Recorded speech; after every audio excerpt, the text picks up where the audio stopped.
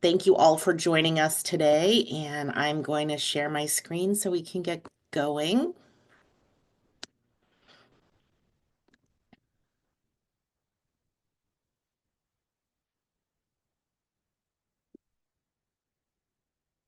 Okay, fantastic. Who are we at the Maine SBDC? We provide no-cost, confidential, one-on-one business advising to current and inspiring small business owners. Just a few of the things we do are helping create business plans to maybe prepare you for a financing application, a strategy to grow your business, finance, marketing, HR, operations, could be helping you with an exit plan or ready to sell your business. We try to be here for all phases of where you're at in your business process. And you can see there's just a whole bunch of acronyms that we use, a little bit of alphabet soup here. And who do we serve? So largely, it is small business entities, individuals that are starting or acquiring businesses, and for-profit businesses. We are not really here to advise for nonprofits. Maine-based businesses, underserved populations, and almost all industries. There are a couple of exceptions to that. Here's a disclaimer that we give to all of our clients. We do not provide tax, legal, or accounting advice. We are certainly happy to provide you with some resources and send you off to get advice from your own consultants on those topics. If you have not already gotten a business advisor, but you would like to work with one, please check out our website, mainsbdc.org.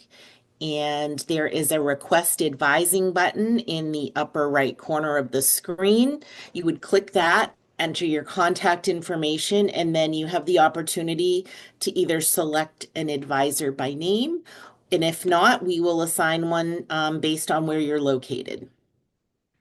And in addition to our one-on-one advising, we have a YouTube channel with a bunch of resources. So today's webinar will end up on there.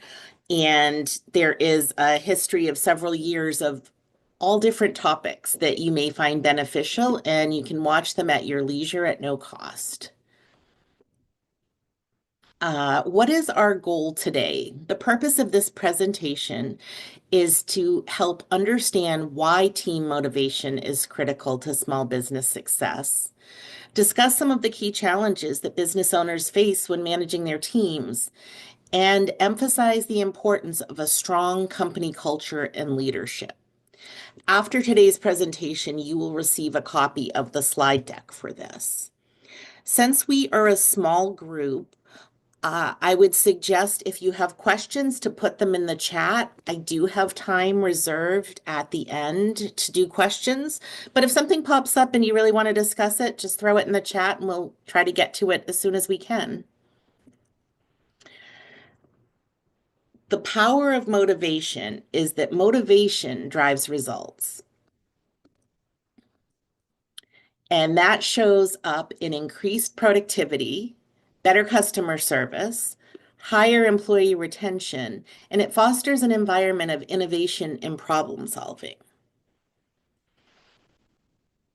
To achieve this, you need to understand your team and their different personalities and work styles.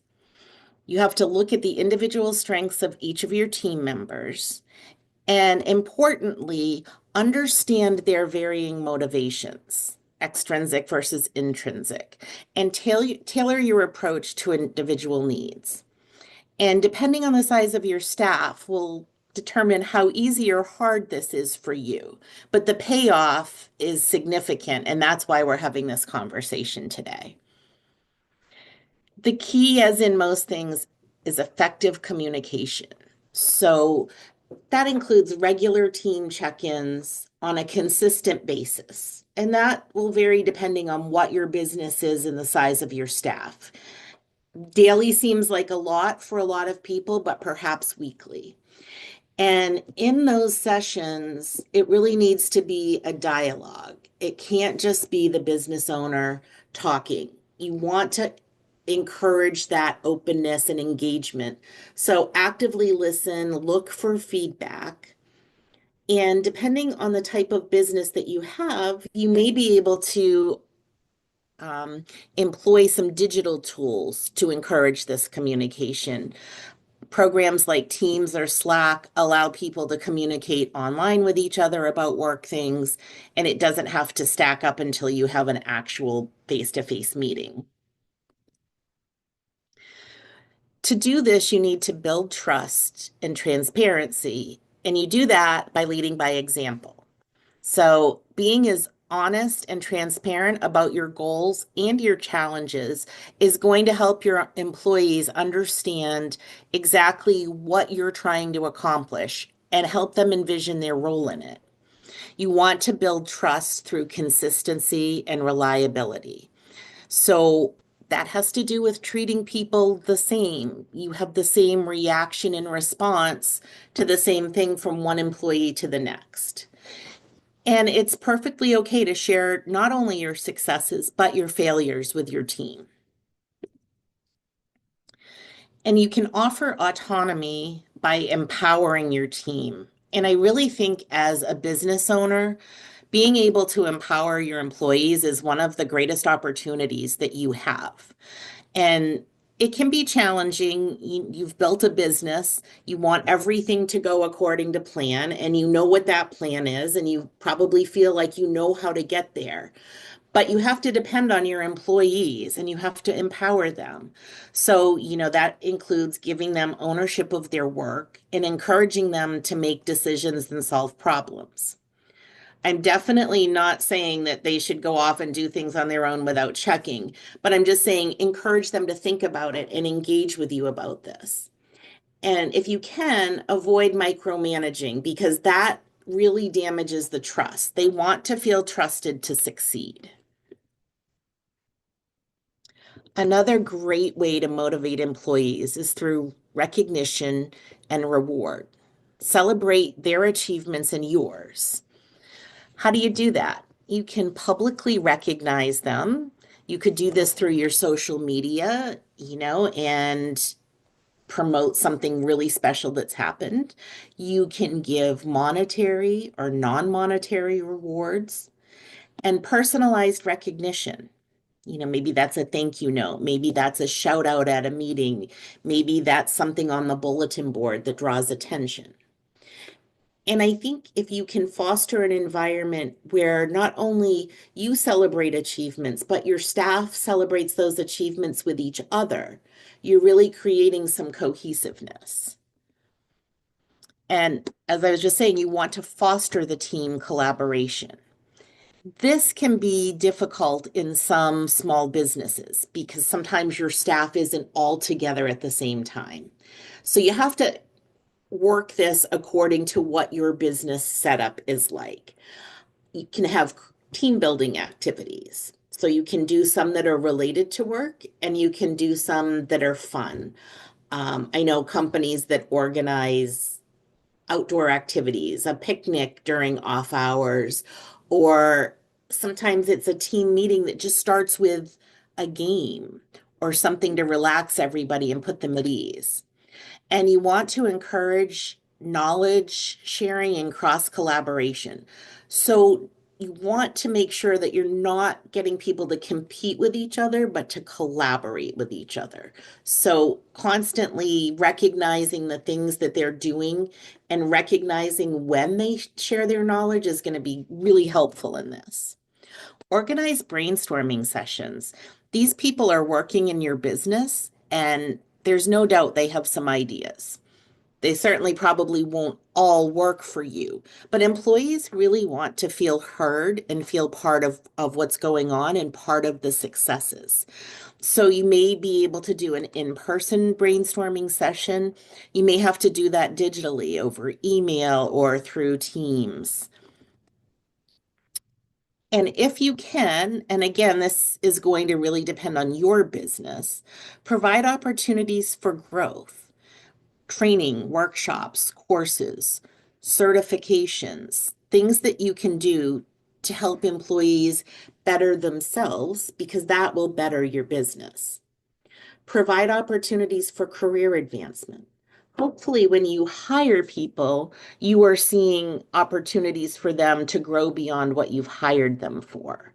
And so that as the business grows and as the individual grows, they can advance along with you. And I think if they can see that you are committed to their personal growth, in addition to the company's growth, they will be more fully engaged.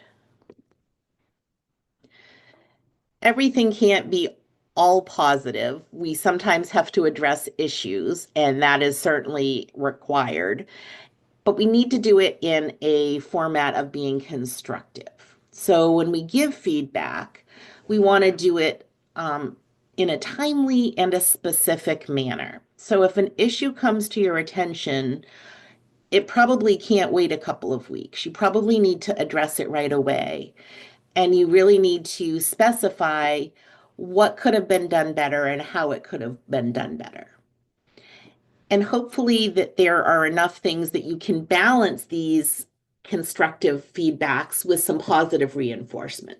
So people don't always want to hear just what they're doing wrong. They want to hear what they're doing right also. And when you give this feedback, make it actionable and relevant. If this was a one-off incident that is not likely to happen again, and you don't know for sure that the employee did anything wrong, you may want to just set it aside. But if there's something that you can give them to do, an action to take, to do better the next time, point that out. Give them something actionable. It can be just a simple comment like, next time I would like to see you use certain language or do something so that they understand. And also so you can evaluate that and see if they are taking your feedback into account. Managing conflict constructively, addressing issues early. I am going to say that this is probably one of the toughest areas for small business owners because you have time limitations. And I think in this environment where staffing has been a challenge, we may be reluctant to address issues because we don't want to lose an employee. But yet, usually those types of conflicts will snowball, and then you're left with no choice. So, hopefully, what you can try to do and be really mindful of is encouraging a respectful, open environment for conflict resolution. And that means, being respectful of people, not calling out employees in front of their coworkers and embarrassing them. Really thinking about how you would like to be treated if someone were to give you some constructive feedback. And try to view the conflict as an opportunity to grow. So try to avoid being fatalistic and angry, but just say, hey, this is a lesson. Let's learn from this. Next time we're going to do better. And mediate your disputes fairly so that everyone has a voice. Perhaps you have a situation where you are really upset with an employee, you feel that they really acted badly. But as we know in life, most situations have two sides. So give the employee the opportunity to talk about what happened from their perspective. And hopefully again, focus on communication and modeling good behavior and the communication skills that you want to see your staff have. I really think this is one of the hardest things. Small business owners have so much stress and so much on their plate, and it can be hard to take the time to really be constructive about conflict management. I know sometimes sweeping it under the carpet seems like a good idea, but most of the time that's going to fester. You need to understand your team's needs and lead with empathy. And how do you do that? By being approachable and listen actively to work and personal concerns. And I think I should probably put a big asterisk next to this one because some people can really drain you with their personal problems, and you don't want this to turn into you're their sounding board for every personal issue in their life. You want to be a place where you can hear what they are talking about as far as work, what they're feeling, and maybe some relevant personal concerns. What maybe happened in their life today that could potentially impact their shift at work? Did they have a pet die or a family member die, or there's a number of personal issues that could be impacting them. And I think that's helpful for a business owner to know because we can show empathy. None of us are immune to having those types of events happen in our lives. And if we have a good employee that we want to keep in our organization, we need to show them support about personal things. It's just very tricky where you set the boundaries for that, what they're going to share with you versus, what is not appropriate for them to be bringing into the workplace. So show empathy during these things that are going on and be as flexible as you can under the circumstances. And just try to be consistent from one employee to the next. So if you're going to listen to somebody talk about their issue with their best friend, you can't shut the next person down. You have to kind of keep this fair and be as empathetic as you can without letting it become a drain on the business. So, understanding that employees need to balance their work demands with personal well being and building a positive culture. This is huge, right? Because this is going to have such an effect on the outcomes of your business. So you want to create a culture of mutual respect, inclusivity, and accountability. If you have a staff that will take accountability and ownership of their actions, the good ones and the not so good ones, and respect their coworkers to do the same, you are building a positive culture. You want to be consistent in promoting the company values and mission. So make sure that everybody knows that and make sure that you're modeling that in your behavior. Promote a healthy work-life balance to prevent work burnout. That is another thing that can get tricky because sometimes people have to pick up the slack when someone else can't. And so we just have to make sure that it isn't always the same people picking up the slack and the same people that are getting their work-life balance shifted to the life side. If you can offer a flexible work schedule to accommodate someone's personal issues, that's great. You may not be able to. Be as flexible as you can without hurting your business. And again, this really just speaks to empathy and caring and how valued your employees feel. In some cases, not all, encouraging a family feel within the team can really help people bond and connect with each other, support each other in the workplace, help them look out for each other. And that will benefit the company. And again, it's you're setting the tone for this. So your behavior and your work ethic are going to come across to your staff and they're going to model it either consciously or unconsciously. So you want to come in and be dressed and act as professional as you expect them to. Lead with integrity and accountability. You'll mess up too. Own it. Let them know, yes, I make mistakes and I fix my mistakes and I'm accountable for them. And show commitment to the business and your team's success. If you're only stopping in to say hello on your way out to do something fun and you're not working that hard in your business, that is setting a tone. That is letting them know how you feel about the business and its mission. And they'll model your behavior.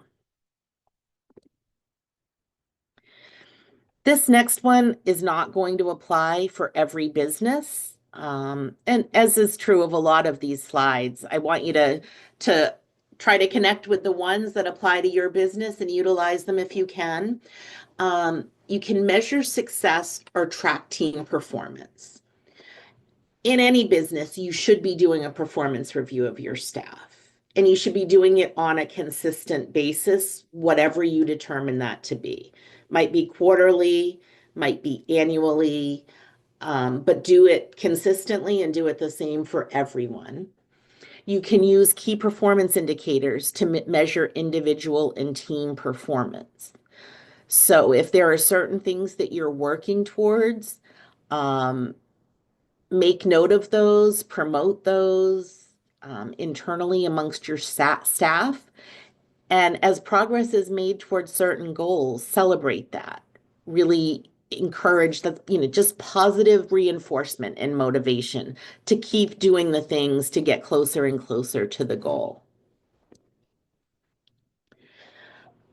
All business owners have common challenges, and particularly when you're dealing with a small team, it can take more of your time maybe than you feel like you have, but it is really important. So what are some of the challenges that most small business owners are seeing? Managing diverse skill levels. So some of that you can address at the time that you're hiring people and have an understanding. All right, well, I hired this person with a degree, but this person without one. How am I going to be able to communicate effectively with both? The next one, limited resources and budget for training and incentives. I think any business owner can relate to having a budget challenge. And so it will really be up to you to determine what you can afford to do and what you can afford not to do.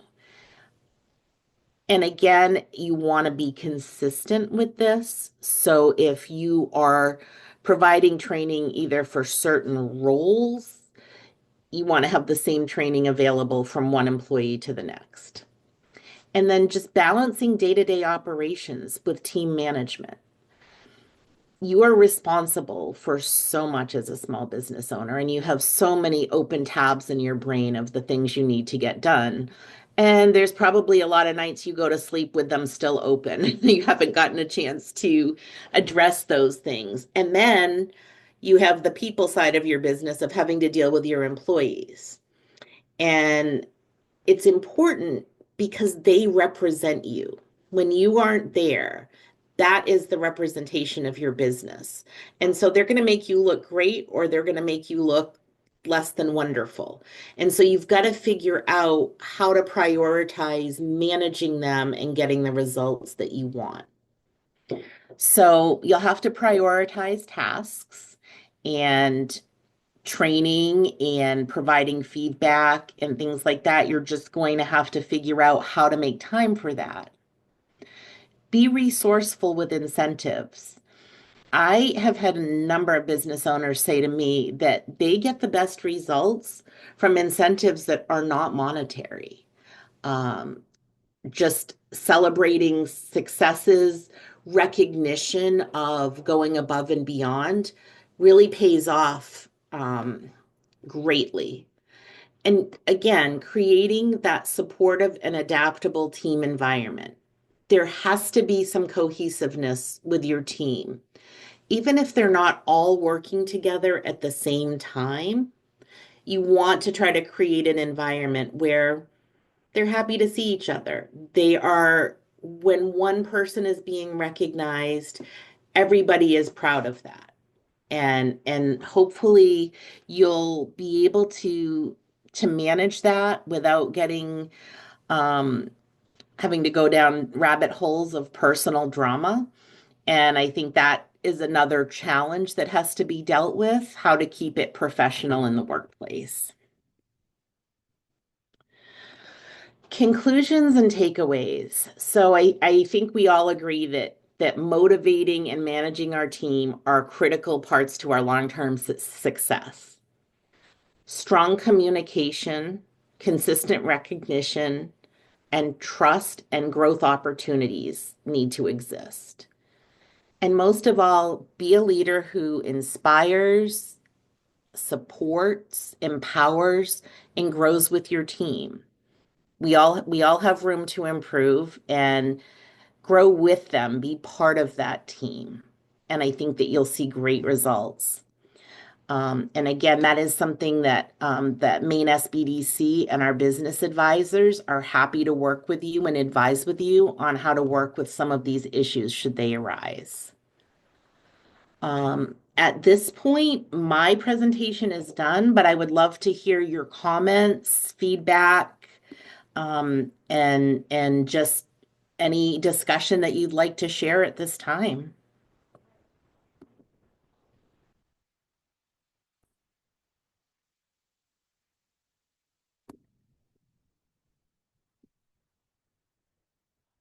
Let's see. Right.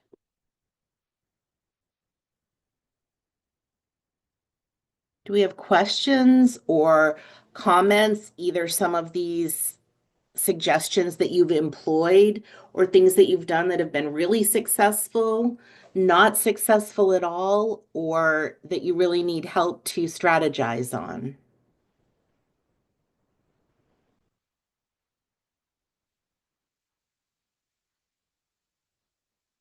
Or examples of incentives. So, an incentive is something that an employee needs to know about that they're working for. So, it's and if you do this and accomplish this, then the incentive is what you're going to achieve. So it will depend on your business and how much flexibility. Again, this can be something that is of monetary or non-monetary value. So some examples of that would be, I think monetary is kind of obvious, but it might be something like a gift card to someplace, or it might be you're going to take someone out for lunch or breakfast. It could be something as simple as we're going to feature you on our social media if you accomplish this. So thinking of different things, and this is really, you get to that by getting to know people. Some people are motivated by being celebrated in public, and other people prefer private things. So, understanding what will motivate them. You may have prizes. I know some companies do a reserved parking space for an employee of the month. It depends on the size of your team and the size of your budget. But I think the important thing about the incentive is to make sure that it matters to your employee, something that they are going to walk away and feel really good about having achieved, and they'll want to achieve it again. Additional time off. That's a tough one in small business, but if you can do it, it's absolutely a great thing, particularly as the weather gets a little better, an extra day off. I know my daughter's company takes everybody for a walk on the beach and they can bring their dogs and it's like an hour or two in the workday. They just get a little break. That team really loves that.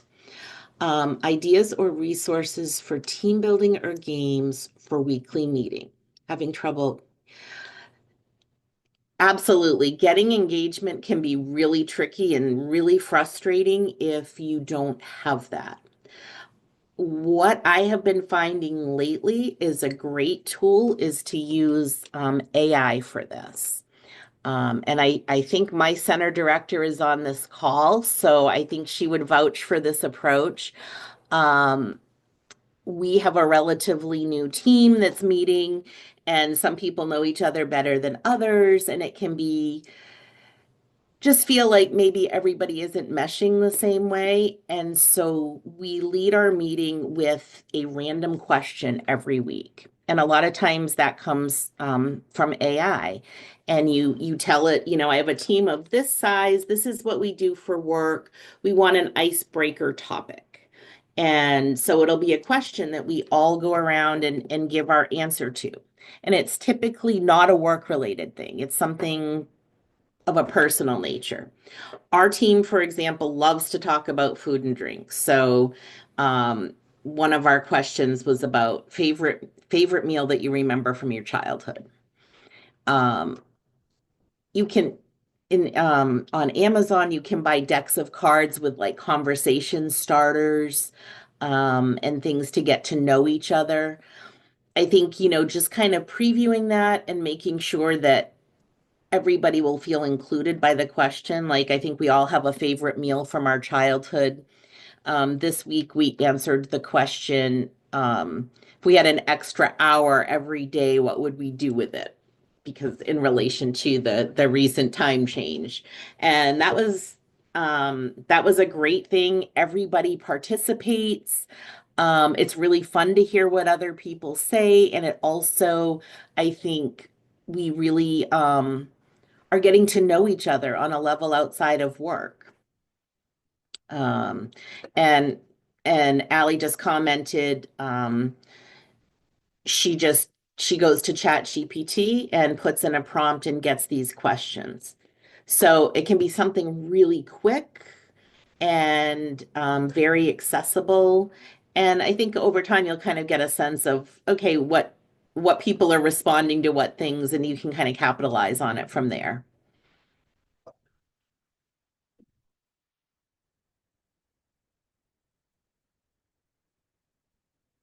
Any other questions?